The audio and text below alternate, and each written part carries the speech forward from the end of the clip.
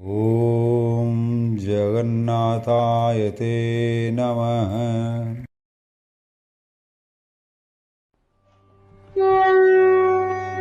ॐ श्रीगुरुभ्यो नमः। हरिः ओम्। गीतासारम् इदं शास्त्रम् सर्वशास्त्रसुनिश्चितम् यत्र स्थितं ब्रह्मज्ञानं वेदशास्त्रसुनिश्चितम्। ॐ अरूपं स्वरूपं चैव अनन्तं पुरुषोत्तमम् अव्यक्तं विश्वरूपाय जगन्नाथाय ते नमः। जय जगन्नाथ। आपण मैंने बर्तमान म्यूट कर दिंतु। गला सेसन में आम सम्यक आलोचना करते प्रश्न भी आसी केते जनकर ताथुरु किसी मुख्य प्रश्न विषय में आलोचना करवा। जड़े कहले जदि सी व्यवसायी थिले ताले गौड़ तो शूद्र ताले शूद्र हे माने व्यवसायी मान नुहे ब्राह्मण शूद्र हे वैश्य माने ही व्यवसाय।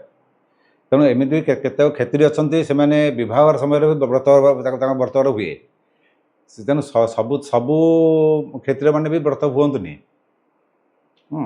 तेणु सूर्यवंशी जो मैंने व्रत व्रतवर अच्छी से दृष्टि देखा गले आमर गला सेसन आम जो कहते जे वृष्णी वृष्णी वंशज साधारणतः एबे भी वार्ष्णेय यही टाइटल थी लोक भी एबे भी अच्छा सरनेम तार अच्छी यूपी रे एबे बहुत लोग अच्छा यूपी रे भारतर यूपी पटे आपण मैंने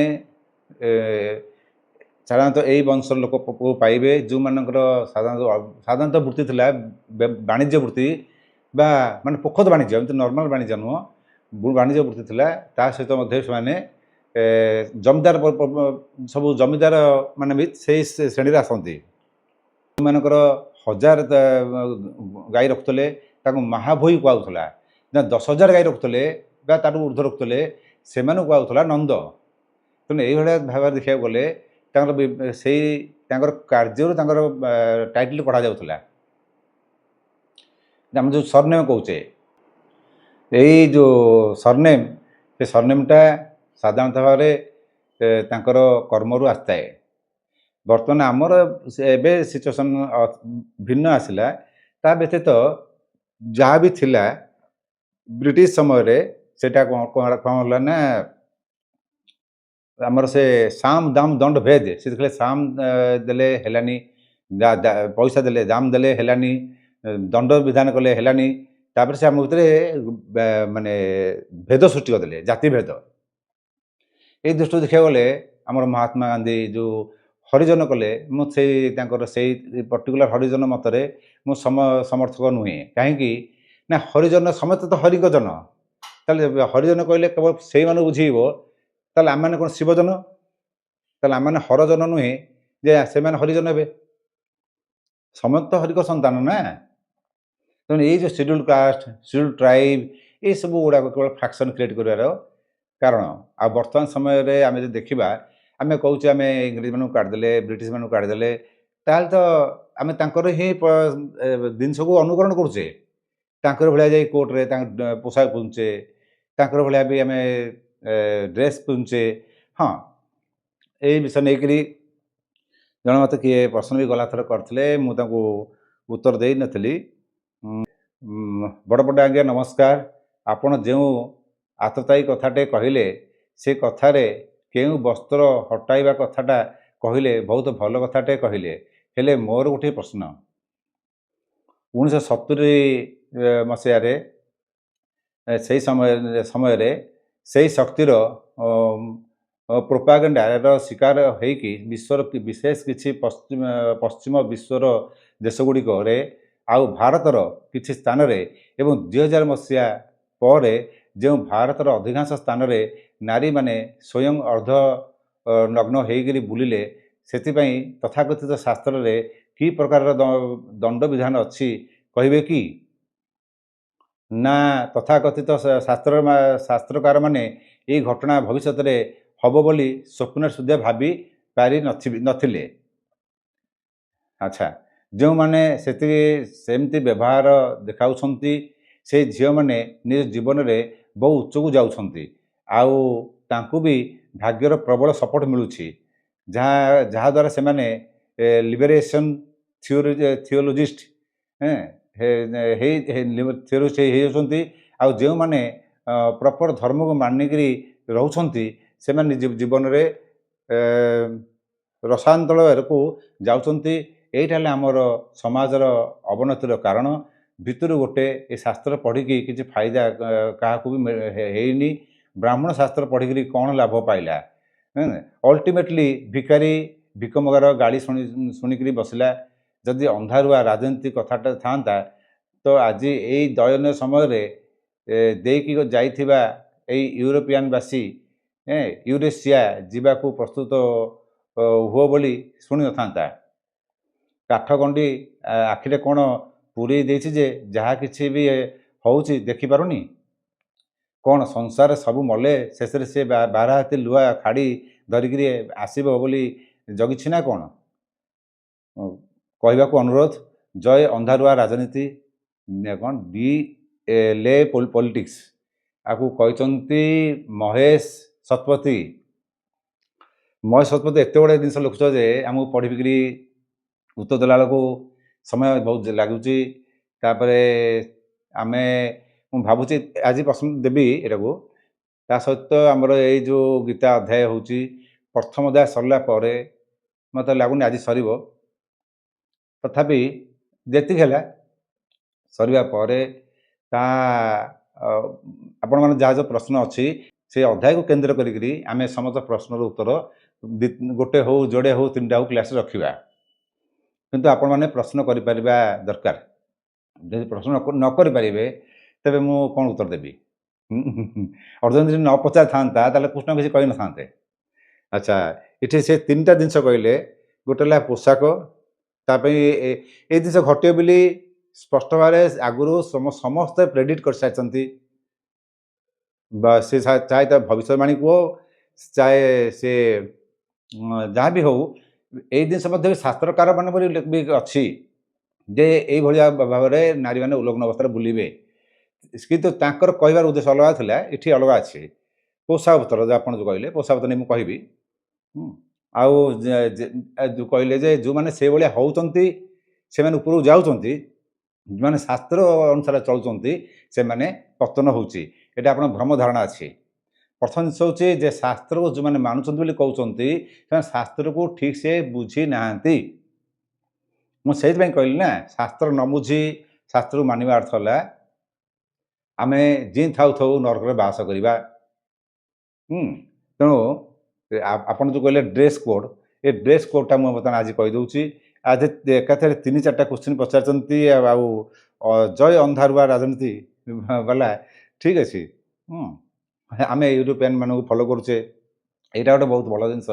ଆକ୍ଚୁଆଲି ଦୁଃଖ ଲାଗୁଛି, ମଣିଷ ଆମେ ଭାରତ ହେଉଛି ସବୁଠୁ richest culture of the world. ସମସ୍ତେ ଜାଣିଛନ୍ତି ଏଇଟା। ବହୁ ପ୍ରାଚୀନ ଯଦି ସଂସ୍କାର ଥାଏ, ସଂସ୍କୃତି ଥାଏ, ପରମ୍ପରା ଥାଏ, ସେ ହେଲା ଭାରତବର୍ଷର। କିନ୍ତୁ ଆମେ ମଣିଷ ମାତ୍ର ଟିକେ ଅନୁକରଣ ପ୍ରିୟ ଯେଉଁ ହେଇଯାଏ, ଭାରତୀୟ ଲୋକମାନେ ବିଦେଶକୁ ଫଲୋ କରୁଛନ୍ତି। ବିଦେଶୀ ମାନେ ବର୍ତ୍ତମାନ ଆମକୁ ଫଲୋ କରିକିରି ଆମ ଭଳିଆ ଶାଢ଼ୀ ଲୁଗାପଟା ପିନ୍ଧୁଛନ୍ତି। ଏଇଠି ମୁଁ ଗୋଟେ ଜିନିଷ ଆପଣମାନଙ୍କୁ ଗୋଟେ ମନସ୍ତାତ୍ଵ ବିଷୟରେ ଏଇ ଦୃଷ୍ଟିରୁ କହିବି ଯେ ଆମେ କହୁଛେ ଶାଢ଼ୀ ପିନ୍ଧିଲେ ଭଲ ଦେଖାଯାଉଛି, ଏଇଟା ଆମର ମାନସିକ ସ୍ତର ରହିଛି। ଆମେ ଜନ୍ମରୁ ଦେଖିଲେ ଯେ ଆମକୁ ଯିଏ ଜନ୍ମ କଲେ ସେ ଶାଢ଼ୀ ପିନ୍ଧିଛି ମା ଆମର, ଏବଂ ଆମର ଭଉଣୀମାନେ ଯଦି ବିବାହ କରି ଯାଉଛନ୍ତି ତାର ଶାଢ଼ୀ ପିନ୍ଧୁଛନ୍ତି, ତାହେଲେ ଆମ ମୁଣ୍ଡରେ ରହିଲା ଯେ ଶାଢ଼ୀ ପିନ୍ଧିବାଟା ଗୋଟେ ହେଉଛି ମାନେ ସୁସଂସ୍କାର। ମୁଁ ନିଜେ ବି ଶାଢ଼ୀ ପିନ୍ଧିବା ସପକ୍ଷରେ ଅଛି। ଏଇ ଯେଉଁ ସୁସଂସ୍କାର ଆମେ କହୁଛେ ସେଇଟା ହେଉଛି ମାନସିକ ସ୍ତରରେ ଅଛି। କିନ୍ତୁ ଏଇ ଜିନିଷଟା ଯଦି ଆମେ ଦେଖିବା, ଯଦି ଗୋଟେ ଲୋକ ସେ ଯେଉଁ ଫୁଲ୍ କ'ଣ ଆମେ ପଞ୍ଜାବୀ ଆଉ କ'ଣ ଚୁଡ଼ିଦାର ପଞ୍ଜାବୀ ଭଳିଆ ପିନ୍ଧୁଛନ୍ତି ଯେଉଁ ଝିଅମାନେ, ତାଙ୍କ ତ ପୁରା କଭର ରହୁଛି ସବୁଗୁଡ଼ାକ। କିନ୍ତୁ ଆମେ ତାଙ୍କୁ ଦେଖିଲେ ଆମର ତାଙ୍କ ପ୍ରତି ଏତେ ଭକ୍ତିଭାବ ଆସୁନାହିଁ। କାରଣ ଆମର ସେଇଟାକୁ ଆମ କଲଚରର ସେଇଟା ଆଗରୁ ଆଟାଚ୍ ନଥିଲା।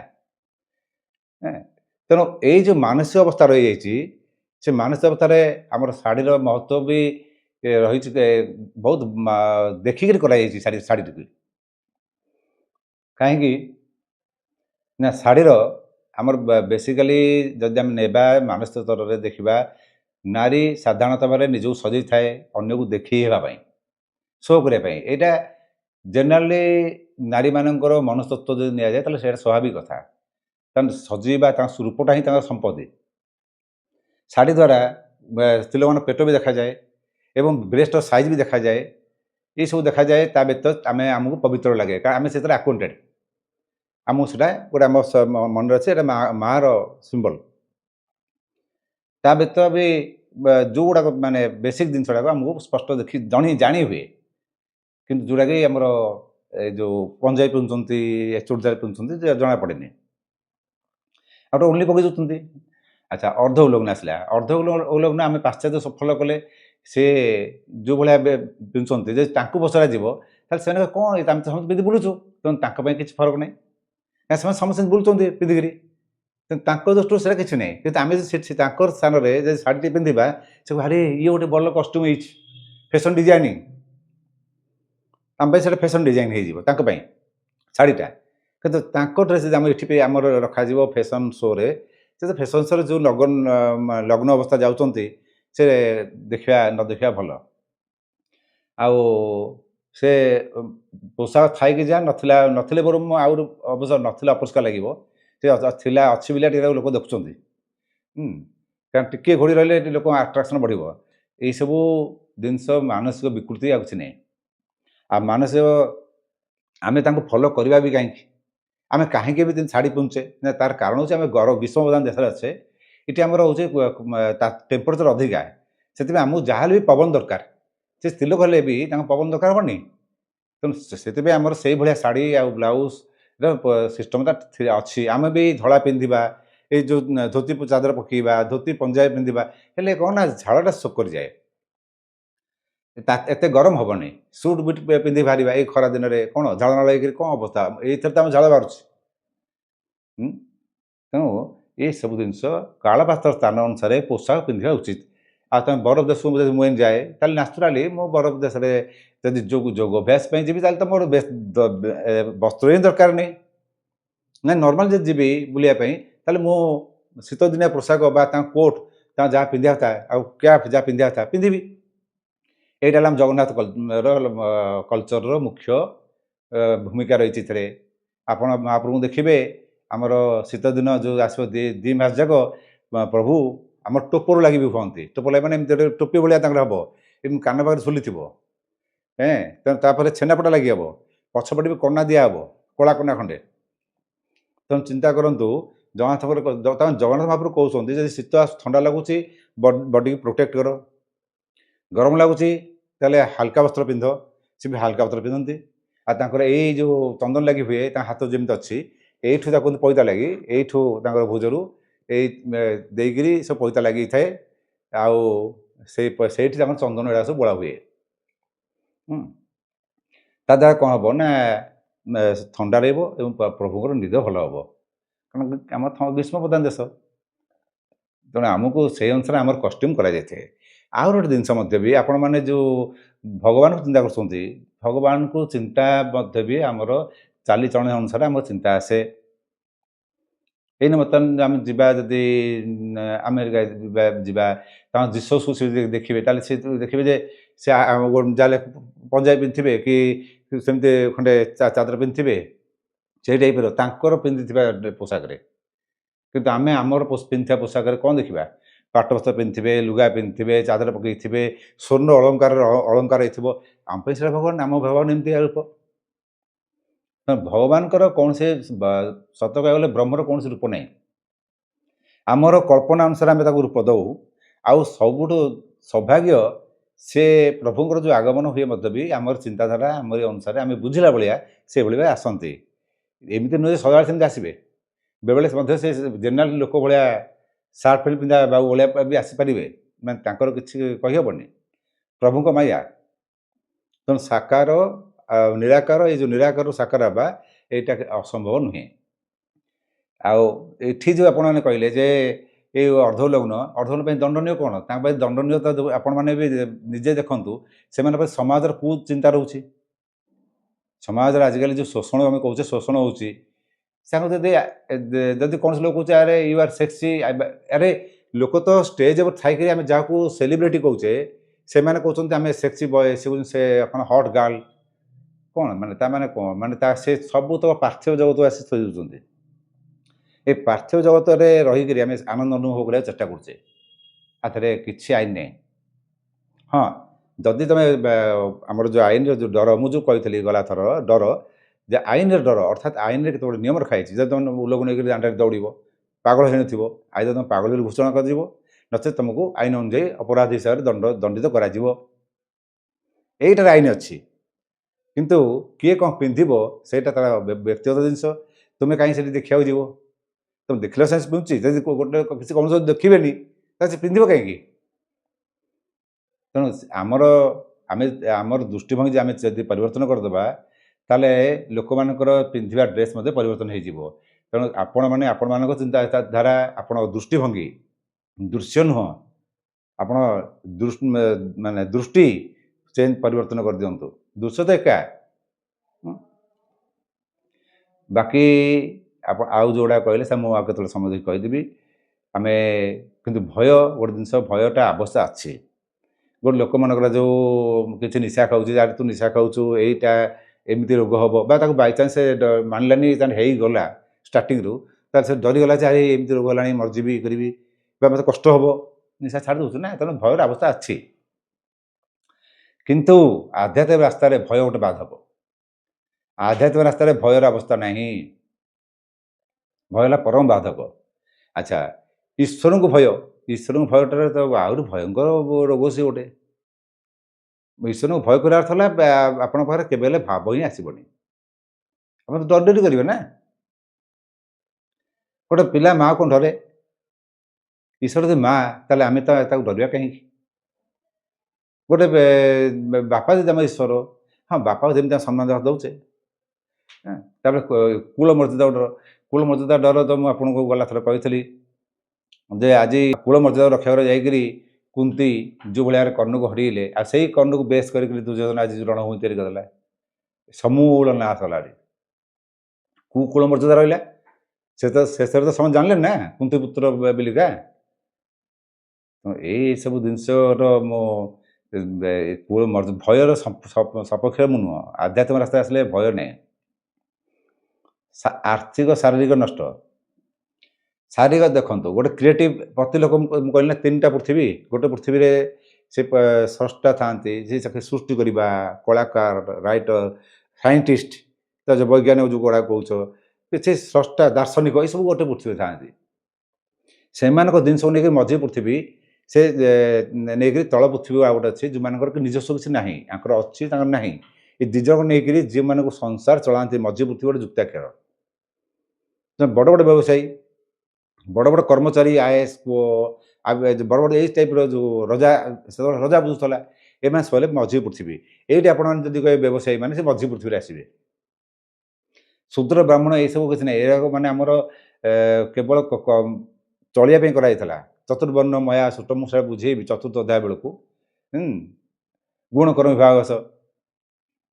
ଚାରିବର୍ଣ୍ଣ, ତେଣୁ ସେଇଟା ମୁଁ ଚତୁର୍ଥ ଅଧ୍ୟାୟ ପଢ଼ିଲା ବେଳକୁ ବୁଝେଇବି, ଏଇନେ ନୁହେଁ। ତେଣୁ ସେଇଟା କେବଳ ଚଳିବା ପାଇଁ ତା ସିଷ୍ଟମ ରଖାଯାଇଥିଲା। ତେଣୁ ଯେଝା କର୍ମ ତାର। ତ ତଳକୁ ଯଦି ଏମିତି ଶୂଦ୍ର ନେବା ତାହେଲେ ତଳ ଲୋକ, ଯେଉଁମାନେ କି ନିଜସ୍ୱ ନାହିଁ, ତାକୁ ଯାହା କହିବେ ତା କରିବେ।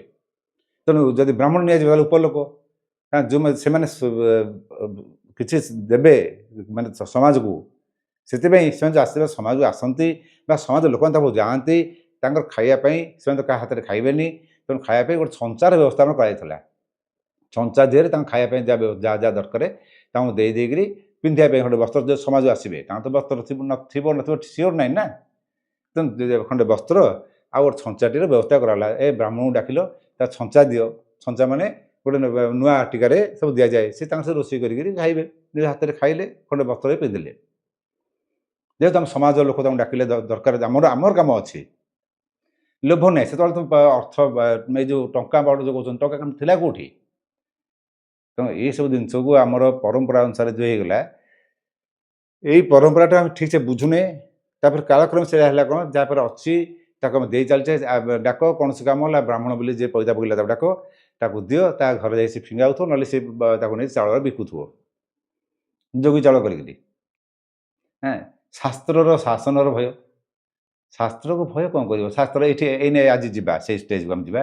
ଆଉ ଗୋଟେ ଜଣେ କହିଲେ ଯେ ଯେଉଁ ବୃଷ୍ଣି ବଂଶ ଯେଉଁ କହିଲେ ସେଇଟା ତ ବ୍ୟବସାୟ ଦୃଷ୍ଟି ଆମେ କହିଲେ ବ୍ୟବସାୟ ମାନେ ଶୂଦ୍ର ହିଁ ହେବେ। ଆଉ ଶୂଦ୍ର ବ୍ରାହ୍ମଣ ଏଇଗୁଡ଼ାକ ଆମେ ଆଲୋଚନା କରିବାଟା ଏ ଜାତିକି ନେଇକରି ଯେଉଁ ଜାତିର ଭିନ୍ନ ଜିନିଷ।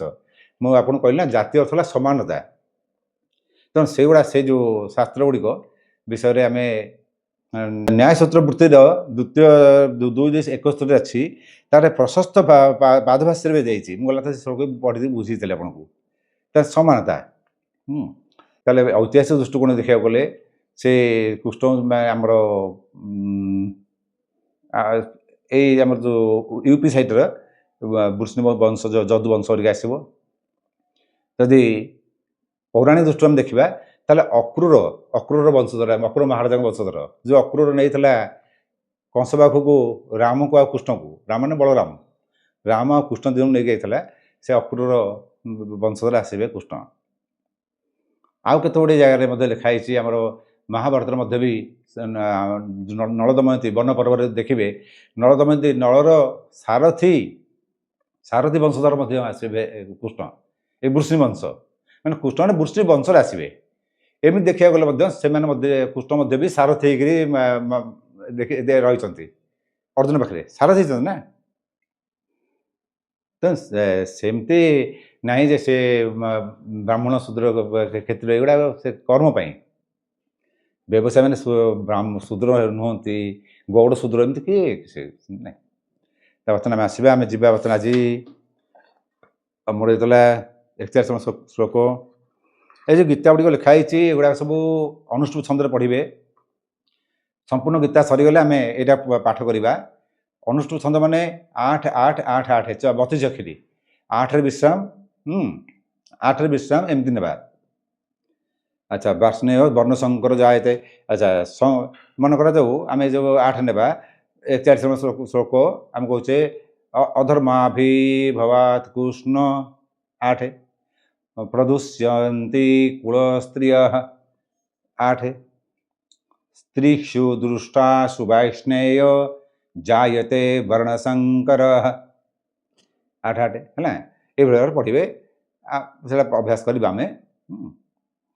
ଯଦି ଆମର ଦେଖିଲେ ଆମେ ପ୍ରଥମେ ଦେଖିଲେ 40ରେ ଆମେ ହେଲା କୁଳକ୍ଷୟ ପ୍ରଣଶ୍ୟନ୍ତି ନଷ୍ଟ ହୋଇଯାଆନ୍ତି ଯଦି କୁଳ ଧର୍ମ ସନାତନ ସନାତନ କୂଳ ପରମ୍ପରା ସବୁ ନଷ୍ଟ ହୋଇଯିବ। ଆପଣ ପରମ୍ପରା ଦୃଷ୍ଟିରୁ ଦେଖିବାକୁ ଗଲେ ବହୁତ ପରମ୍ପରା ନାଁରେ ଆମେ ପଛେ ଆଉ ଗୋଟେ ଭିଡ଼ିଓ କରିଦେବା। ପରମ୍ପରାକୁ ନେଇକରି ବହୁତ ଅତ୍ୟାଚାର ମାନେ ବହୁତ ଅତ୍ୟାଚାର, ଆଉ ଧର୍ମକୁ ନେଇକରି ଆହୁରି ଅତ୍ୟାଚାର। ବର୍ତ୍ତମାନ ସମୟରେ ଏଇ ଯେଉଁ ଆଶ୍ରମ ଫାଶ୍ରମ ଯେଉଁ ହେଇଛି ସେସବୁ ନେଇକରି ଯଦି ନିଆଯାଏ ମାନେ ବର୍ତ୍ତମାନ ଯେଉଁଗୁଡ଼ାକ ରେପୁଟେଡ଼୍ ବର୍ତ୍ତମାନ ଅଛି, ସମ୍ମାନ ତାର ଅଛି ଏବେ ବି, ସେମାନେ ନେଇକରି ଆହୁରି ଭୟଙ୍କର ଅସୁବିଧା ବି ରହିଛି। ତେଣୁ ସେମାନେ ଯାହା କରୁଛନ୍ତି ମାନେ ପୁରା ଲାଇଫଟା ସ୍ପଏଲ୍।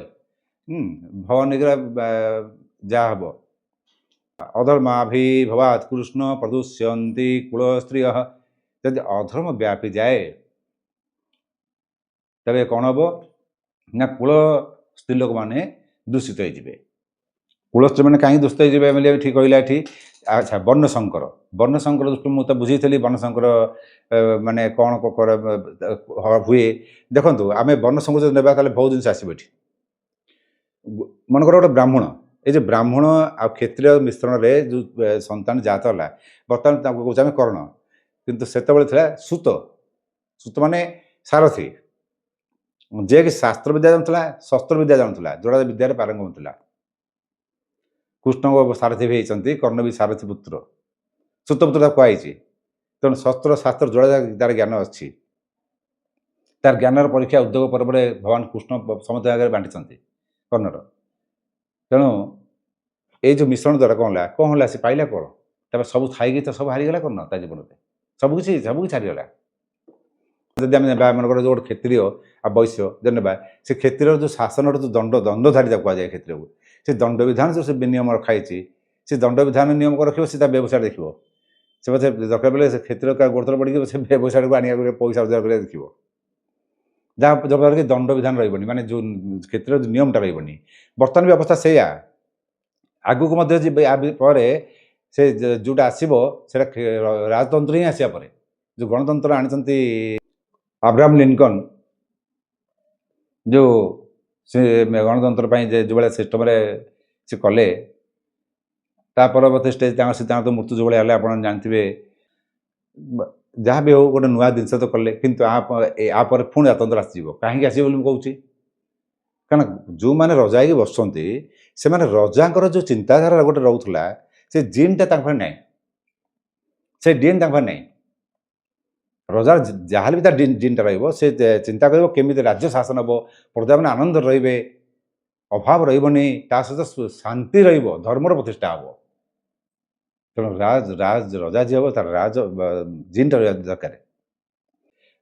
ବର୍ତ୍ତମାନ ଯଦି ଆମେ ଶୂଦ୍ର ଆଉ ବୈଶ୍ୟ ନେବା, ଶୂଦ୍ର ମୁଣ୍ଡରେ ତ କିଛି ବୁଦ୍ଧି ନାହିଁ। ଯଦି ବାଇଚାନ୍ସ ସେ ଶୂଦ୍ର ହେଇଗଲା ତାହେଲେ ତା ମୁଣ୍ଡରେ ବୁଦ୍ଧି ନଥିବ, ସେ ବ୍ୟବସାୟ କରିବ କ'ଣ? କିନ୍ତୁ ବୈଶ୍ୟ କୁଳ ଜନ୍ମ ହୋଇଥିବ, ଯାହାଫଳରେ କି ଆମର ବର୍ତ୍ତମାନ ସମୟରେ ଯେମିତି ବେକାର ସମସ୍ୟା ହେବା ପଛରେ କାରଣ କ'ଣ? ଏବେ ତ ପିଲା ସବୁ କ'ଣ ସବୁ 90% 80% ରଖୁଛନ୍ତି। ଆମ ବେଳେ ତ 90% 80% ମାନେ ଭଲ ସ୍କଲାର ଆମେ ସବୁ। ଏବେ ଯାହାକୁ ଦେଖିବ 90%। ତେଣୁ ପିଲା ଏବେ ବହୁତ ଟ୍ୟାଲେଣ୍ଟେଡ଼, କିନ୍ତୁ ମିଳୁଛି କ'ଣ? କିଛି ଲାଭ ନାହିଁ। ବେକାର ସମସ୍ୟାର ମୂଳ କାରଣ ହେଉଛି କୂଳ ଧର୍ମ ପାଳନ ନ କରିବା। ସେତେବେଳେ ସମସ୍ତେ କୂଳ ଧର୍ମ ପାଳନ କରୁଥିଲେ, ବେକାରୀ ନଥିଲେ। ବର୍ତ୍ତମାନ ଆମେ କୂଳ ଧର୍ମ କେତେ ଜଣ ପାଳନ କରୁଛେ? ଆମେ ବ୍ରାହ୍ମଣ କୂଳେ ଜନ୍ମ ହେଲେ ବ୍ରାହ୍ମଣ ଜିନିଷ ବୁଝିବା ପାଇଁ ନାରାଜ। ହଁ, ଏଠି ଆଉ ଗୋଟେ ବଡ଼ ଜିନିଷ ଆସିଲା, ଯେଉଁମାନେ ବର୍ଣ୍ଣଶଙ୍କର ହେଇଯାଆନ୍ତି ସେମାନେ କୌଣସି ବୁଝିବା ପାଇଁ ଧର୍ମ କଥା ବୁଝିବାକୁ ଚାହାନ୍ତିନି। ମାନେ ବୁଝିନାହାନ୍ତି, ଦୁଃଖ ନାହିଁ, ବୁଝିବାକୁ ଚାହାନ୍ତି ନାହିଁ। ଆଉ ଯଦି ତୁମେ ଧର୍ମ କଥା କହିଲ ତାହେଲେ ତୁମକୁ ଥଟ୍ଟା ମୁସ୍କିଲ ପରିହାସରେ ଉଡ଼େଇବେ। ଆଉ ଯେ ଧର୍ମର ଥିବ ସେ ଦୃଢ଼ତା ରହିବ, ତାହେଲେ କ'ଣ ହେବ ନା ତାକୁ ସେମାନେ ତାର ଶତ୍ରୁ ହେଇଯିବେ, କିନ୍ତୁ ଧର୍ମକୁ ବୁଝିବେ ନାହିଁ। ବର୍ତ୍ତମାନ ସମୟରେ ଯଦି ନିଆଯାଏ, ଯେଉଁ ହିନ୍ଦୁ ଧର୍ମ ବି ଆମର ମନ୍ଦିରର ଯେଉଁ ଐତିହ୍ୟ ରହିଛି, ଆମର ସେବାୟତ ଭାଇମାନେ ଯେଉଁମାନେ ସବୁ ତାଙ୍କର ଜୀବନକୁ ଦେଇକରି ସଂସ୍କୃତି ପରମ୍ପରା ରକ୍ଷା କରି ଆସିଛନ୍ତି, ବର୍ତ୍ତମାନ କ୍ଷେତ୍ରରେ ସେ ସଂସ୍କୃତି ପରମ୍ପରା ଆସ୍ତେ ଆସ୍ତେ ଧ୍ୱଂସାଭିମୁଖୀ। କାରଣ ସେମାନେ ଆଉ ଧର୍ମକୁ ବୁଝିବା ଅବସ୍ଥାରେ ନାହାନ୍ତି। କାରଣ ସେମାନେ ମଧ୍ୟ ବି ଦେଖିଲେଣି ପଇସା କେଉଁଠୁ ମିଳିବ, ଗଭର୍ଣ୍ଣମେଣ୍ଟକୁ ଖୁସି କରିଦେବା। ଆମ ପ୍ରଶାସନ ଆସୁଛନ୍ତି IAS, ତାଙ୍କୁ ଖୁସି କରିଦେବା। ରାଜତନ୍ତ୍ର ନାହିଁ, ତାଙ୍କୁ ଖୁସି କରି ତାଙ୍କର ଏମିତିଆ କୌଣସି ପ୍ରକାର ଆମ ନିଜ ସ୍ୱାର୍ଥ ହାସଲ କରିବା। ଭଗବାନ ଖୁସି କରିବା ଛାଡ଼, ଭଗବାନଙ୍କୁ କିଏ ଦେଖୁଛି? ଅଛନ୍ତି ନାହିଁ କିଏ ଜାଣୁଛି? ଯେ ଥିବେ ଥିବେ ଅଛନ୍ତି ତ, ଭଗବାନ ଆସିକି ଦେଉଛନ୍ତି ପ୍ରତ୍ୟକ୍ଷରେ। ଆମେ କାହିଁକି ତାଙ୍କୁ ପଇସା ଚିନ୍ତା କରିବା? ଯେ ଆମେ ସେଇଟା ଖାଲି ଆମେ ମନେକର ଆମେ ପୂଜା କରୁଛେ, ତାମାନେ କ'ଣ ଆମେ ପୂଜା କରୁଛେ ଖାଲି ଆମ ରୋଜଗାର ପାଇଁ? କିନ୍ତୁ କୌଣସି, ମୁଁ କହୁନାହିଁ ସମସ୍ତେ, ତା ଦେହରୁ 90% କ'ଣ 95% କେବଳ ଗୋଟେ କର୍ମ ପ୍ରବୃତ୍ତି ପାଇଁ କରୁଛନ୍ତି। କେହି ଆଉ ଭଗବାନ ସେବା ଯେଉଁ କହୁଛନ୍ତି ଆମେ ଭଗବାନ ସେବା ପାଇଁ କରୁଛୁ, ଦେଖିଲା ବେଳକୁ ବୃତ୍ତି ପାଇଁ କରୁଛନ୍ତି। ଯଦି ଭଗବାନ ସେବା ପାଇଁ କରୁଥାନ୍ତେ ତାହେଲେ ତାଙ୍କର ଡର ବି ଅଛି, ଯଦି ଭୁଲ ଭାଲ ହେଇଯିବ ତାହେଲେ ପ୍ରଭୁ ବାଡ଼େଇବେ। ତାମାନେ ପ୍ରଭୁଙ୍କ ବିଶ୍ୱାସ ଅଛି ଯେ ପ୍ରଭୁ ଅଛନ୍ତି କିନ୍ତୁ କ୍ରୂର।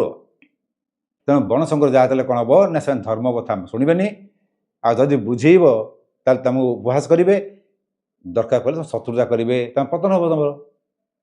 ତେଣୁ ଯେଉଁମାନେ ଆଧ୍ୟାତ୍ମିକ ରାସ୍ତାରେ ଆସନ୍ତି ସେମାନେ ଅନାବଶ୍ୟକ ଭାବରେ କାହାକୁ ଉପଦେଶ ଦିଅନ୍ତି ନାହିଁ। ତେଣୁ ଯେଉଁମାନେ ପ୍ରକୃତରେ ଭଗବାନ ଆଡ଼େ ଯିବାକୁ ଚାହୁଁଛ, ଆଗ ଉପଦେଶ ଦେବା ବନ୍ଦ କରିଦିଅ।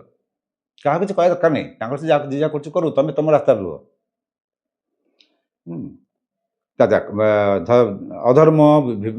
ଅଧର୍ମାଭିଭବାତ୍ କୃଷ୍ଣ କହିଲା ଏଠି।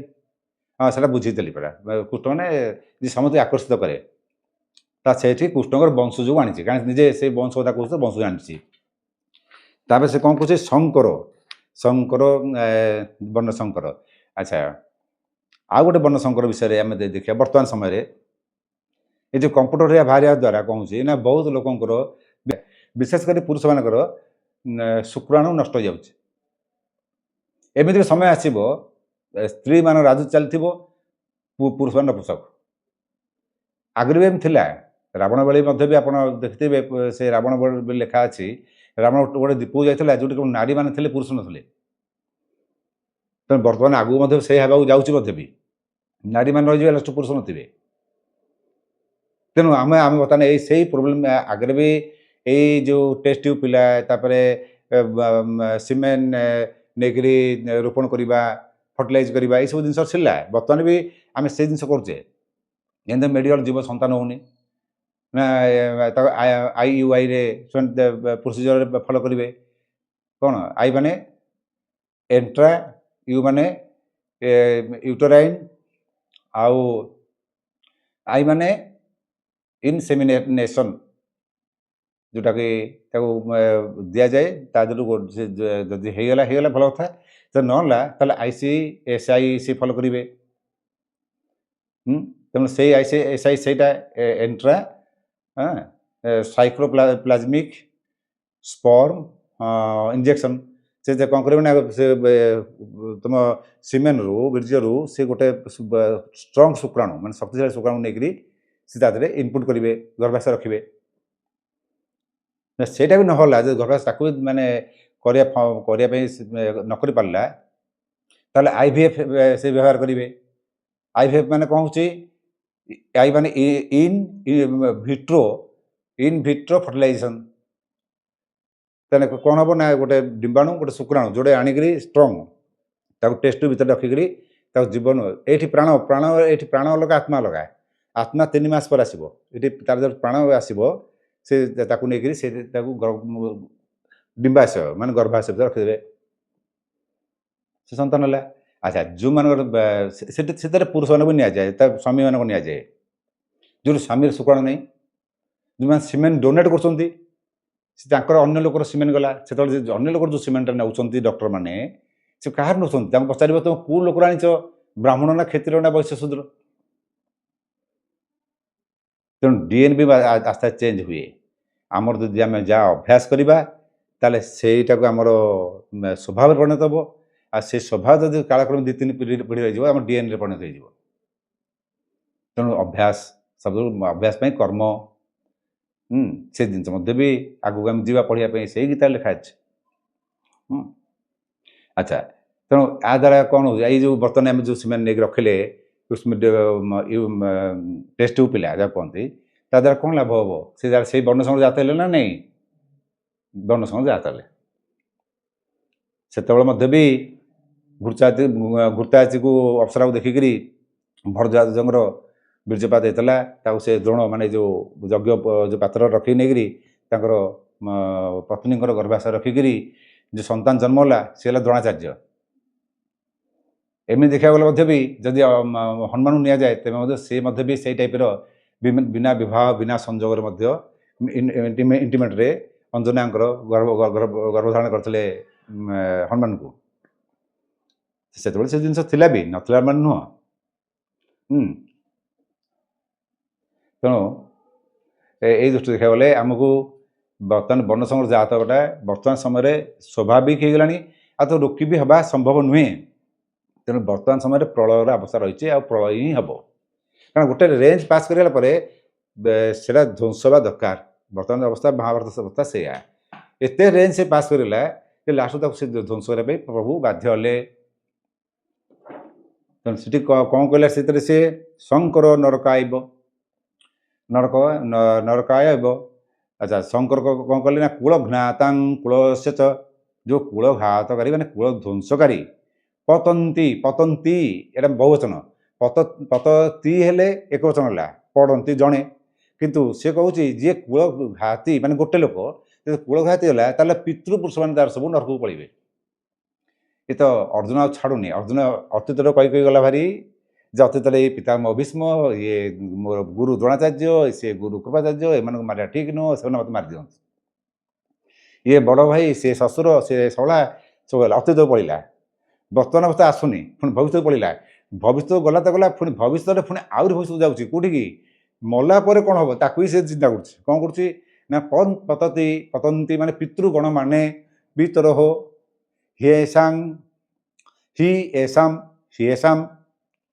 ଆଚ୍ଛା, ଏଇଠି ପିତରମାନେ ମଧ୍ୟ ବି ନରକକୁ ଯାଆନ୍ତି ଭାରି। କେଉଁଠି ଯାଆନ୍ତି? ଲୁପ୍ତ ମାନେ ନଷ୍ଟ ହେଇଯିବା, ଲୁପ୍ତ ପିଣ୍ଡ ଦକ କ୍ରିୟା। ଏଠି ଟିକେ ଫିଟିକି କହୁଛି, ଲୁପ୍ତ ଯୁକ୍ତ ପିଣ୍ଡ ମାନେ ଯେଉଁ ପିଣ୍ଡ ଦାନ କରାଯାଏ, ପିଣ୍ଡ ଉଦକ, ପିଣ୍ଡୋଦକ, ଉଦକ ମାନେ ଜଳ, ଆମ ଯଜ୍ଞ କଲା ଉଦକ ପାତ୍ରାଣ ଯେଉଁ କହନ୍ତି ଜଳ। ତେଣୁ ଯେଉଁ ଆମେ ତର୍ପଣ କରୁ, ତର୍ପଣ ଜଳଦାନ ଦେଉ। ତେଣୁ ପିଣ୍ଡଦାନ ଆଉ ଜଳଦାନ, ଲୁପ୍ତ ମାନେ ଲୋପ ପାଇଯିବା, ପିଣ୍ଡୋଦକ କ୍ରିୟା, ଏଇ ଯେଉଁ ଜଳଦାନ ପିଣ୍ଡଦାନ କରିବା, ଯେଉଁ ଶ୍ରାଦ୍ଧ ତର୍ପଣ କରିବା ସବୁ ଲୋପ ପାଇଯିବ। ଯଦି ବା ରହିଥିବ ତାହେଲେ ଶ୍ରଦ୍ଧା ନଥିବ। ତାହେଲେ ପିତରରେ କ'ଣ ଆସିଲା? ପିତରରେ ଯୋଡ଼େ ଜିନିଷ ଆସିଲା। ଗୋଟେ ହେଲା ପିତୃସ୍ତରର ଲୋକ, ଗୋଟେ ହେଉଛି ପ୍ରେତ ସ୍ତରର ଲୋକ। ମାନେ ପିତୃସ୍ତର ମାନେ ଉର୍ଦ୍ଧ୍ୱ ସ୍ତରର। ଆମେ ଯଦି ଶ୍ରାଦ୍ଧରେ ଦେବା, ତାକୁ ସେ ଗ୍ରହଣ କରିବେ, ସେ ଆହୁରି ଉର୍ଦ୍ଧ୍ୱ ସ୍ତରକୁ ଯିବେ। ତେଣୁ ସେଟା ସବୁ ପ୍ରେତତତ୍ତ୍ୱ ଉପରେ ଆଲୋଚନା ତ ଭିନ୍ନ ଜିନିଷ ହେଇଯିବ। ରାମକୃଷ୍ଣ ପରମହଂସଙ୍କର 9 ଜଣ ଶିଷ୍ୟ ଥିଲେ ମୁଖ୍ୟତଃ। ସେଥିରେ ବିବେକାନନ୍ଦ ଥିଲେ, ବ୍ରହ୍ମାନନ୍ଦ ଥିଲେ, ଅଭୟାନନ୍ଦ ଥିଲେ। ଅଭୟାନନ୍ଦ এই ପ୍ରେତତତ୍ତ୍ୱ ଉପରେ ବହୁତ ରିସର୍ଚ୍ଚ କରିଛନ୍ତି, ଗବେଷଣା କରିଛନ୍ତି। ତେଣୁ ଅଭୟାନନ୍ଦଙ୍କର ବହି ଯଦି ପଢ଼ିବେ ପାଇବେ। ଆହୁରି ମଧ୍ୟ ବି ମୁଁ ନିଜେ ବି ସେ ବିଷୟରେ ବହୁତ ଦେଖିଛି। ବହୁତ ଉଚ୍ଚସ୍ତରର ପ୍ରେତାତ୍ମା ମାନେ ଯେଉଁମାନଙ୍କର ଶରୀର ନାହିଁ, ଅଶରୀରୀ ଅଛନ୍ତି, ଉର୍ଦ୍ଧ୍ୱ ସ୍ତରର, ସେମାନେ ମଧ୍ୟ ବି ତାଙ୍କୁ ସାହାଯ୍ୟ ବି କରନ୍ତି, ଜ୍ଞାନ ପାଇବାରେ ସାହାଯ୍ୟ କରନ୍ତି, ବିପଦରୁ ରକ୍ଷା କରିବା ପାଇଁ ସାହାଯ୍ୟ କରନ୍ତି। କିନ୍ତୁ ସେଇମାନଙ୍କର ଯଦି ପତନ ହେଇଯିବ ତାହେଲେ ସେ କୁଆଡ଼େ ଯିବେ? ନର୍କ ଯେଠି କହୁଛି ପତନ୍ତି। ସେମାନେ ଯଦି ପିଣ୍ଡ ପାଇବେନି, ପିଣ୍ଡ ଦୁଇ ପ୍ରକାର ବୁଝିବ। ଆମେ ଯେଉଁ ଶ୍ରାଦ୍ଧରେ ପିଣ୍ଡ ଦେଉଛେ, ତାପରେ ବ୍ରାହ୍ମଣକୁ ପିତୃ ଭାବିକି ଖାଇବାକୁ ଦେଉଛେ। ଆମମାନଙ୍କର ଶ୍ରାଦ୍ଧରେ ଗୋଟେ ଗାଈକି ବି ଖାଇବାକୁ ଦିଆଯାଏ। ଗାଈ ତ ଦିଆଯାଏ, ଷଣ୍ଢକୁ ବି ଦିଆଯାଏ ପିତୃ ଭାବିକି। ଆଉ ସବୁଠୁ ଆଶ୍ଚର୍ଯ୍ୟ ମୁଁ ଦେଖିଛି, ଆମ ବାବାଙ୍କର ଶ୍ରାଦ୍ଧ ବେଳେ ସେ ଗୋଟେ ଷଣ୍ଢ ଯେମିତି ରହେ, ଏବଂ ବାବାଙ୍କୁ ଯେଉଁ ଖାଦ୍ୟ ଭଲ ଲାଗେ ସେଟା ସେ ଖାଏ। ଷଣ୍ଢମାନେ ଘିଅ ଖାଆନ୍ତିନି, କିନ୍ତୁ ସେ ଘିଅ ଅନ୍ନ ବି ଖାଇବ, ଆଉ ଅମ୍ବଲ ବି ଆଗ ଖାଇବ, ଯାହା ବାବାଙ୍କୁ ଭଲ ଲାଗେ ସେ ସବୁ ତ ବସିକି ଖାଇବ। ଆଉ ଥିବ ବି ସେ ଏଇ ଯେଉଁ ପିଣ୍ଡ ଇଏଟା ଖାଇବ। ତାପରେ ଆମର ତ ମହାପ୍ରସାଦ ଦିଅନ୍ତି, ମହାପ୍ରସାଦ ବି ଖାଇବ। ହଁ, ଏଠି ମୋର ଗୋଟେ ବହୁତ ଭଲ ଅନୁଭୂତି ମୁଁ ଆପଣଙ୍କୁ କହୁଛି। ଯଦି ଆପଣମାନେ ବି ଅନୁଭବ କରୁଛନ୍ତି ଯେ ଆପଣଙ୍କର ପିତୃ ଲୋକମାନେ କିଛି ଅନ୍ନଦାନ ଜଳଦାନ ପାଉନାହାନ୍ତି, ଆପଣମାନେ ମନ୍ଦିରକୁ ଆସିବେ, ବେଦପାଠୀ ବ୍ରାହ୍ମଣ ସେମାନଙ୍କୁ ଡାକିବେ। ଯେଉଁମାନେ ବେଦଧ୍ୱନି କରୁଥିବେ, ଜାଣିଥିବେ, ବେଦଧ୍ୱନି କରିବେ ମଧ୍ୟ ବି ଆରମ୍ଭରୁ ଶେଷରେ ଖାଇବା, ମାନେ ଆମେ ତ ଖାଦ୍ୟ କହିବାନି, ପ୍ରସାଦ ପାଇବା, ଆଉ ମହାପ୍ରସାଦ, ତାଙ୍କୁ ମହାପ୍ରସାଦ ଦେବେ ତୃପ୍ତର ସହିତ, ଆନନ୍ଦର ସହିତ, ଶ୍ରଦ୍ଧା ଭକ୍ତିର ସହିତ। ଆଉ ତାକୁ ପିତୃ ଲୋକ ନ ହଉ, କେତେଜଣ ପିଲା ମଧ୍ୟ ମରିଛି, ସେମାନେ ବି ଦେଇଛନ୍ତି, ତାର ଫଳ ପାଇଛନ୍ତି, ଦେବେ। ଆଉ ତାଙ୍କୁ ପିନ୍ଧିବା ପାଇଁ ବସ୍ତ୍ର, ଦକ୍ଷିଣା, ଯାହା ଆପଣ ସକ୍ଷର ଯାହା ହେଲା ଦେବେ। ଆଉ ଯଦି ଅତି ଭୟଙ୍କର ହୋଇଥାଏ, ଆପଣ ବା କିଛି କୁକର୍ମ ଦ୍ୱାରା କିଛି ଧନ ଉପାର୍ଜନ କରୁଛନ୍ତି, ତାହେଲେ ତାକୁ ସୁବର୍ଣ୍ଣ ଆକାରରେ ଦାନ କରିବେ। ଆଉ ତ ବର୍ତ୍ତମାନ ଏନେ ସୁନା ବହୁତ ରେଟ୍, ବହୁତ ମୂଲ୍ୟ ହେଲାଣି। ତେଣୁ ସେଟା ତାର ବିଧାନ ଅଛି, ଶାସ୍ତ୍ରରୁ ବୁଝିକି କରିବେ, ତେବେ ସେମାନଙ୍କୁ ଶାନ୍ତି ମିଳିଛି। ଏମିତି ମୁଁ ବୋଧେ 100ରୁ ଅଧିକା କାମ କଲେ, ଲୋକଙ୍କୁ କଲେଣି ଏଇଭଳିଆ, ସେମାନଙ୍କର ସବୁ ଭଲ ହେଉଛି। ତେଣୁ ଆପଣମାନେ ମଧ୍ୟ ସେଟାକୁ କରନ୍ତୁ। ଆମ ଶ୍ରୀମନ୍ଦିର ଭିତରେ କଲେ ଆହୁରି ଉତ୍ତମ। ମୁଁ ସେଇଟା କରିଛି। ଆଚ୍ଛା, ସେ କହିଲା ଏଇଟା ପିଣ୍ଡଦାନ, ବ୍ରାହ୍ମଣମାନେ ବି ପିତୃ, ଆମେ ଖାଇବାକୁ ଦେଲେ ଷଣ୍ଢକୁ ପିତୃ। ଆଉ ଗୋଟେ ଇଣ୍ଟରେଷ୍ଟିଂ କାମ ହେଲା, ଆମେ ଷଣ୍ଢକୁ ମୁଁ ପାଣି ବି ଦିଏ, ସେ ପିଏ। ଖାଇଲା ପରେ ଯେମିତି ବାବା ପିଅନ୍ତି ସେ ପିଏ। ତେଣୁ ଏଇ ଯେଉଁ ଶ୍ରଦ୍ଧା ଭକ୍ତିରେ ଆପଣ ଯଦି କରିବେ, ତାହେଲେ ପଶୁ ମଧ୍ୟ ଆପଣ ପିତୃ ହେଇଯିବେ, ପିତୃ ପାଇବେ। ଆଉ ତର୍ପଣ, ଆମେ ଦେଖନ୍ତୁ ଏବେ ଏତେ ଆମେ କହୁଛେ ବ୍ରାହ୍ମଣ କେଉଁ ବ୍ରାହ୍ମଣ? ତୁମେ କ'ଣ କରୁଛ ବା ବ୍ରାହ୍ମଣ ହେଇକିରି? ତମକୁ ସେ ପର୍ବତ ଆହା ତୃପ୍ୟତାମ୍, ଆରେ ପର୍ବତ ଗୁଡ଼ାକ ଦେଖିଲା ଭାଙ୍ଗିକିରି ନଷ୍ଟ ହେଉଛନ୍ତି। ଆଉ ପର୍ବତ ତୃପ୍ୟତାମ୍ ହେଲା କ'ଣ?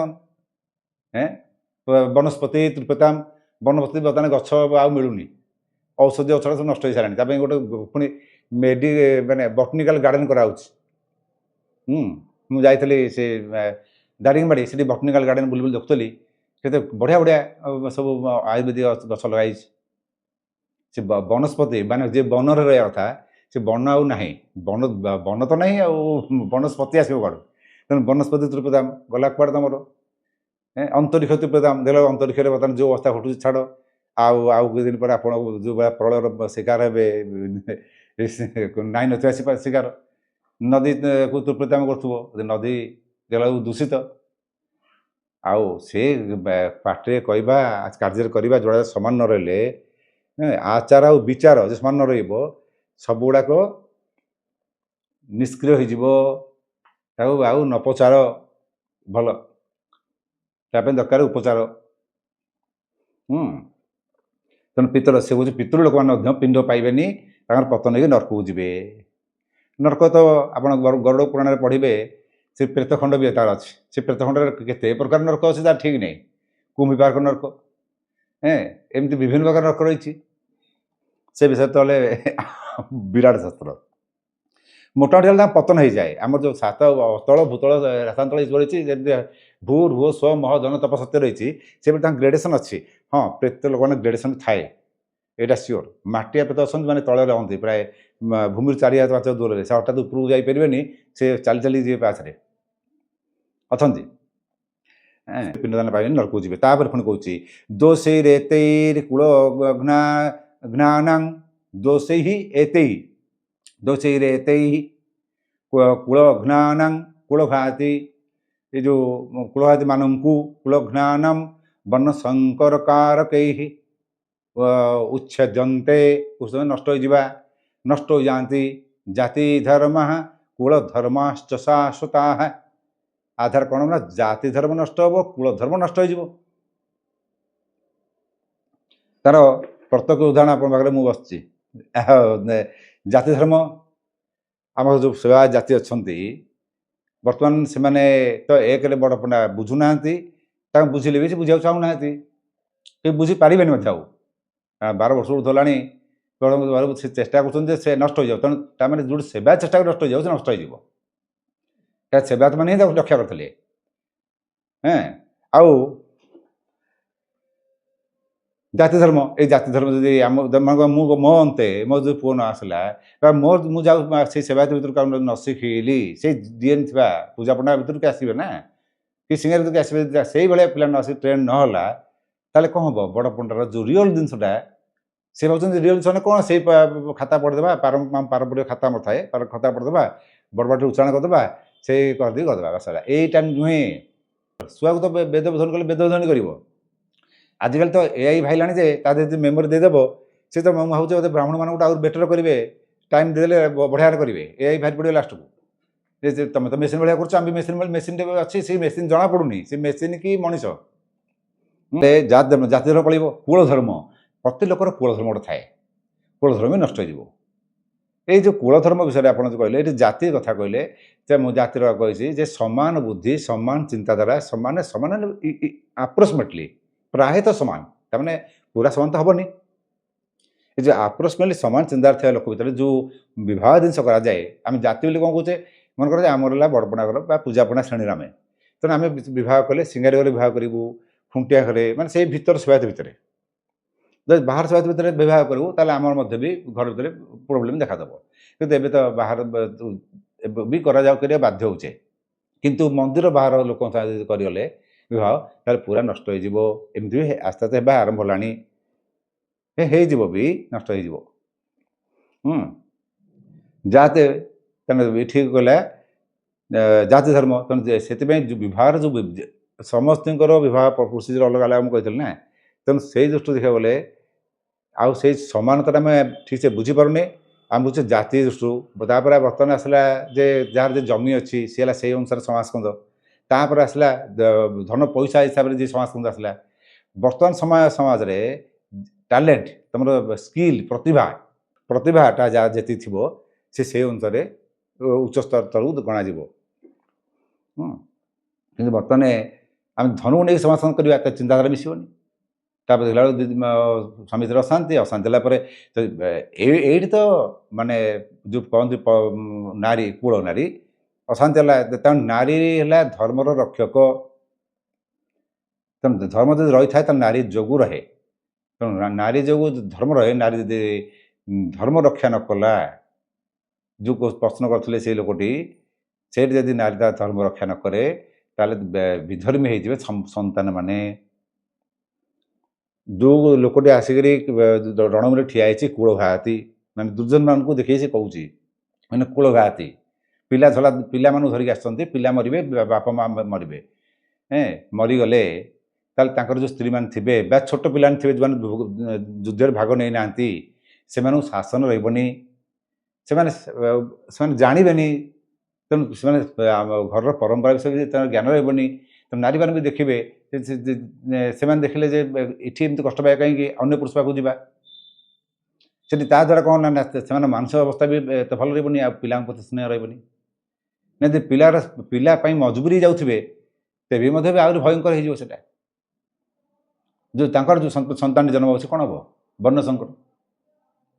এইভাবে ଦେଖିବାକୁ ଗଲେ ସେ ଯେଉଁ ପିଲା ଥିବ ସେ ବର୍ଣ୍ଣ ସଂକର ହେଇଯିବ, ଯିଏ ପିଲା ଜନ୍ମ ହେବ ସେ ମଧ୍ୟ ବର୍ଣ୍ଣ ସଂକର ହେବ, କାରଣ ସଂସ୍କାର ବୋଲି ଜିନିଷ ତାଙ୍କର ରହିଲାନି ଆଉ।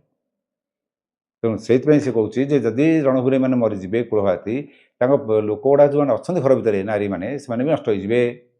ତେଣୁ ସେଥିପାଇଁ ସେ କୁଳସ୍ତ୍ରୀ ବୋଲି କହିଛି। କୁଳସ୍ତ୍ରୀ ନଷ୍ଟ ହେଇଗଲା ମାନେ ଯଦି ଗୋଟେ ଦେଖନ୍ତୁ, ଗୋଟେ ମୁଖ୍ୟତଃ ପିଲା ଯଦି ବଡ଼ ହୁଏ ଆଉ ସତ ରାସ୍ତାକୁ ଯାଏ, ତାହେଲେ ମାଆର ଭୂମିକା ପ୍ରଥମେ, ବାପ ନୁହେଁ, ମା ଭୂମିକା ପ୍ରଥମେ।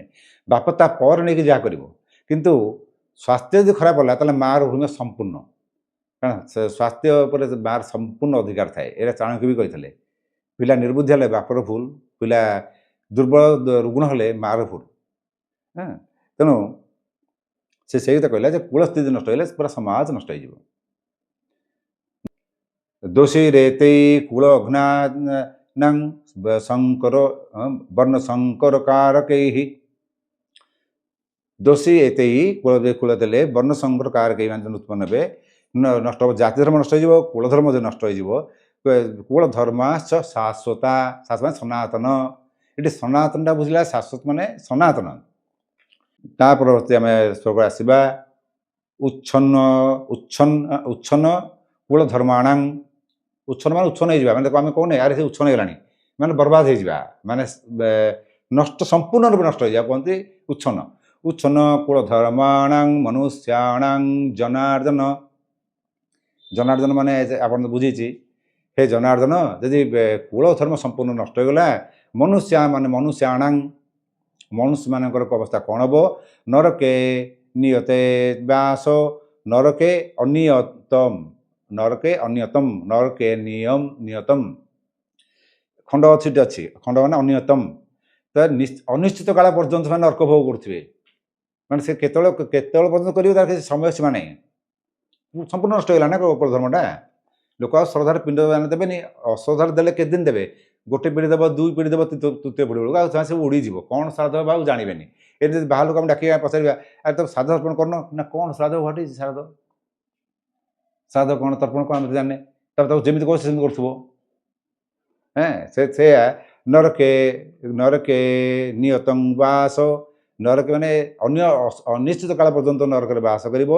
ଭବନ୍ତି ଏଠି ଗୋଟେ ଭଲ ଜିନିଷ କହିଲା, ଭବତି ମାନେ ଇତି, ଭବତି ଯୁକ୍ତ ଇତି ଅନୁଶୁଶ୍ରୁମ, ମାନେ ଯେଉଁଟାକୁ ମୁଁ ଶୁଣି ଆସୁଛି, ତାମାନେ ସିଏ ଶୁଣିଛି, ଏଠି ସେ କହୁନି ଯେ ମୁଁ ଅନୁଭବ କରି ଆସୁଛି, ମୁଁ ଯେଉଁଟାକୁ ପୂର୍ବରୁ ଶୁଣି ଆସୁଛି। ଏଇଠି ଅର୍ଜୁନର ଗୋଟେ ପ୍ଲସ୍ ପଏଣ୍ଟ ଆପଣ ଦେଖନ୍ତୁ, ସେ କହୁଛି ଯେ ମୁଁ ଅନୁଭବ କରିନି, ମୁଁ ଯେଉଁଟାକୁ ପୂର୍ବରୁ ଶୁଣି ଆସୁଛି, ମୁଁ ଏଇଭଳିଆ ଶୁଣିଛି ଯେ ଯଦି ସମ୍ପୂର୍ଣ୍ଣ ନଷ୍ଟ ହେଇଗଲା କୁଳ ଧର୍ମ, ତାହେଲେ ଲୋକମାନେ ଯାଇ ନର୍କରେ ପଡ଼ିବେ ଅନିଶ୍ଚିତ କାଳ ପର୍ଯ୍ୟନ୍ତ। ତାମାନେ ଏଠି ମୋର ଗୋଟେ କହିବା କଥା ହେଲା, ସେ କହୁଛି ମୁଁ ଶୁଣି ଆସିଛି, ତାମାନେ ଅର୍ଜୁନ ଏଠି ଭୁଲ କଥା ଜମା କହେନି। ନରକ ବିଷୟରେ ବର୍ଣ୍ଣନା ବି କରେନି। ବର୍ଣ୍ଣନା ତ ଆପଣ ବହୁତ ପ୍ରକାର ନରକ ବାହାରିବ, ତାକୁ ଆଗରୁ ମନଗଢ଼ା ନରକ ବାହାରି ପଡ଼ିବ, ତାପରେ ମନଗଢ଼ା ତତଲା ତେଲରେ ତୁମେ ଛଣା ହେବ, ତାପରେ ତଳେ ମୁଣ୍ଡ, ମାନେ ଯେଉଁଠାରେ ତୁମେ ଡର ମାଡ଼ିବ, ତୁମକୁ ଭାବିଦେଲେ ଡରିବ, ପାଦଟା ଉପରେ ବନ୍ଧା ହେଇଥିବ, ତଳେ ନିଆଁ ମୁଣ୍ଡଟା ତଳକୁ କରାଇଥିବ, ନିଆଁ ଜଳୁଥିବ, ତୁମକୁ ଚାବୁକରେ ପିଟୁଥିବେ, ମାନେ ତୁମେ ଭାବିଦେଲେ ଲୋକ ଡରିଯିବ। ସେ ଜିନିଷକୁ କଳ୍ପନା କରିକି ନରକକୁ କରାଯାଏ। ଏଇଟା ହେଲା କ୍ଲିଅର କଥା।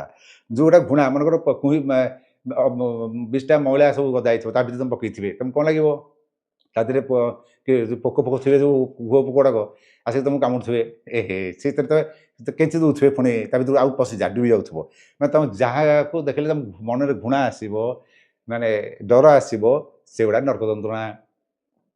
ତୁମେ ଯଦି ବଞ୍ଚିଥାଉ ତ ଯଦି ସେଇ କଷ୍ଟ ପାଉଛ, ତାହେଲେ ତୁମେ ନର୍କ ଯନ୍ତ୍ରଣା ପାଉଛ। ବଞ୍ଚିଥାଉ ତ ଲୋକ କ'ଣ କଷ୍ଟ ପାଏ ଜାଣିଛନ୍ତି? ଅନ୍ୟକୁ ଦେଖିକିରି କଷ୍ଟ ପାଏ, ଈର୍ଷା ଦ୍ୱାରା କଷ୍ଟ ପାଏ। ନିଜର ଅହମକୁ ରକ୍ଷା କରିବା ପାଇଁ ଯେଉଁ ଚେଷ୍ଟା କରେ ତା ଦ୍ୱାରା କଷ୍ଟ ପାଏ। ବଞ୍ଚିଥାଉ ତ ସେଟା ନର୍କ ଯନ୍ତ୍ରଣା। ତେଣୁ ଯିଏ ସଦା ଜାଗ୍ରତ ମାନେ କିଏ? ଏଠି ସଦା ଜାଗ୍ରତ କୁହାଯାଇଛି ଅର୍ଜୁନକୁ, ନିଦ୍ରା ଜୟୀ। ସେ ସ୍ୱର୍ଗ, ମାନେ ତା ପାଇଁ ସ୍ୱର୍ଗକୁ ସେ କଳ୍ପନାର ସବୁ ଆନନ୍ଦ ସ୍ଥାନ। ତେଣୁ ଏଇସବୁ ଜିନିଷ ଗୁଡ଼ିକ ଆପଣ ଏଠି ଦେଖିଲେ। ସ୍ୱର୍ଗକୁ ତ ଗୋଟେ ସାଧାରଣ ଇଏ ତ କ୍ଷତ୍ରିୟ ବଂଶଜ, କିଏ ସେ ଅର୍ଜୁନ। ଯଦି ବା ଇନ୍ଦ୍ରର ପୁଅ ହେଲା, ସିଏ ବି ଆହୁରି ବାସନା ଶକ୍ତି ହେବା କଥା, କିନ୍ତୁ ସିଏ ଗଲା ତାର ବାସନା ଶକ୍ତି ନାହିଁ, ଓଲଟି ଅଭିଶାପ ପାଇକିରି ଅପ୍ସରାଟା ଆସିଲା। କିନ୍ତୁ ସେଇ ଅପ୍ସରା ଦେଖିକିରି କେତେ ଋଷି ମୁନିମାନଙ୍କର ତପ ନଷ୍ଟ ହୋଇଛି। ତେଣୁ ଏଠି ଆମ କହିବା ଉଦ୍ଦେଶ୍ୟ ହେଲା, ଏଗୁଡ଼ା ସହିତ ବ୍ରାହ୍ମଣ କ୍ଷତ୍ରିୟର ଶୂଦ୍ରର ଅବସ୍ଥା ନାହିଁ। ଏଗୁଡ଼ା ସବୁ ଚିନ୍ତାଧାରା, ଦୃଷ୍ଟିଭଙ୍ଗୀ। ତେଣୁ ଯାହା ଯେମିତି ଦୃଷ୍ଟିଭଙ୍ଗୀ ଥିବ ସେ ସେଇଭଳିଆ ଚିନ୍ତା କରିବ, ତାର ପତନ ସେଇଆ ହେବ। ତେଣୁ ଯିଏ ଯେମିତି କରୁଛି କରୁ, ତା ପାଇଁ ଆଇନ ତ ଅଛି, ଆଇନ ତା ରାସ୍ତାରେ ସେ ବୁଝିବ। ଆମର କ'ଣ ଦରକାର ମୁଣ୍ଡ ପୁରିବା? ଆମର ଦେଖିବା ଅବସ୍ଥା ନାହିଁ, ଆମେ ଆମ ରାସ୍ତାରେ ଯିବା। ତ ଏଇଟା ଯାକେ ଆମେ ରଖିବା।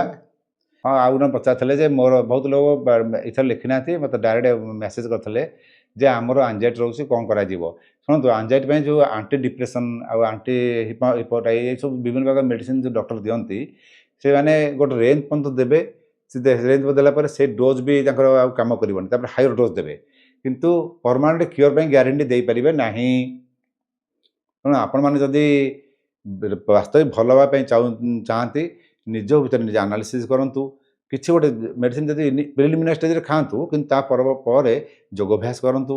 ସବୁଠୁ ଯଦି ସହଜ ଉପାୟ ହେଲା, ଯଦି ଭଗବାନ ଦ୍ୱାରା ତୁମ ଆଶୀର୍ବାଦରୁ ଯଦି ଭକ୍ତିଭାବ ପଳେଇ ଆସେ, ତୁମ ସମର୍ପଣ କରିଦେଲ, ତାହେଲେ ତୁମର ସବୁ ସରିଗଲା। ତୁମର ଆଉ ହେବ ନାହିଁ, ମୂଳରୁ ପଳେଇବ। ସେ ମୂଳରୁ ହିଁ ପଳେଇବ, ତୁମ ନିଜ ରହିବନି, ତୁମେ ହେବ କ'ଣଟା? ସେଥିପାଇଁ ଭକ୍ତ ପାଇଁ ସବୁ ଛାଡ଼େ, ଏସବୁ ଜିନିଷ ପଳେଇବ। ଆଉ ଅନ୍ୟ ଜିନିଷ ପାଇଁ ହେଲେ ରହିବ। ଆଉ ସାଇକାଟ୍ରି ଯେଉଁମାନଙ୍କୁ ଏଇ ଟାଇପ୍ର ଡିଜିଜ୍ ହେଉଛି ବି, ସେମାନେ ନିଜକୁ ନିଜେ କ୍ୟୁର କରିବା ଚେଷ୍ଟା କରନ୍ତୁ। ମେଡ଼ିସିନ ଯଦି ଖାଉଛନ୍ତି ଖାଆନ୍ତୁ, କିନ୍ତୁ ନିଜକୁ କ୍ୟୁର ନ କଲେ ମେଡ଼ିସିନ ଦ୍ୱାରା କ୍ୟୁରବୁଲ୍ ନୁହଁ, ଜମା କ୍ୟୁରବୁଲ୍ ନୁହଁ। ସେ ମୁଁ ଦେଖିଛି ବହୁତ ଲୋକଙ୍କର 40-50 ପରେ ହାତ ଏମିତି ଥରୁଛି, ସେମାନେ ଲେଖାଲେଖି ବି କରିପାରୁନାହାନ୍ତି, ଗୋଟେ ଜିନିଷ ଧରିଲା ଏମିତି ହେଉଛନ୍ତି।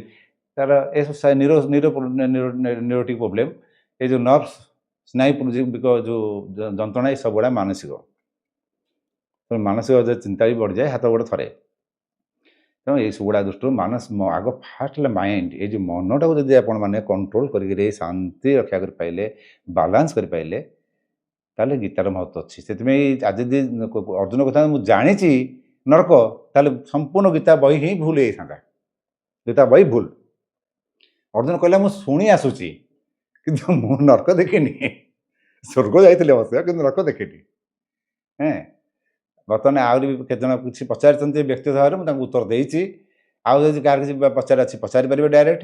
ନାହିଁ ତ ଆମେ ଏଇ ଅଧ୍ୟାୟ ଆଉ ଅଛି ବୋଧେ 47 ଶ୍ଲୋକ। ଏଇଟା ଆମର ସରିଲା 44, 45, 46, 47 ତିନିଟା ଶ୍ଲୋକରେ ଅର୍ଜୁନ ବିମୁଖ ହୋଇ ବସି ପଡ଼ିଛି। ତାପରେ ଆମେ ଦ୍ୱିତୀୟ ଅଧ୍ୟାୟ ଯିବା ପୂର୍ବରୁ ଆପଣମାନେ ପ୍ରଶ୍ନ ସ୍ଥିର କରନ୍ତୁ। ଯାହା ପଚାରିବା କଥା ପଚାରିବେ ବା ଲେଖିକି ଦେବେ, ମୁଁ ଏଠି କହିବି। ବର୍ତ୍ତମାନ ଆମେ ଏଇଠି ରହିବା। ଜୟ ଜଗନ୍ନାଥ। ଯଦି ଆପଣମାନଙ୍କୁ ଆମର ଭିଡ଼ିଓଟି ପସନ୍ଦ ଆସିଛି, ତେବେ ଏହିପରି ଭିଡ଼ିଓ ପ୍ରଥମେ ଦେଖିବା ପାଇଁ ଲାଇକ୍, ସେୟାର ଆଣ୍ଡ ସବସ୍କ୍ରାଇବ୍ କରି ପାଖରେ ଥିବା ବେଲ୍ ଆଇକନ୍କୁ ପ୍ରେସ୍ କରନ୍ତୁ। Thank you.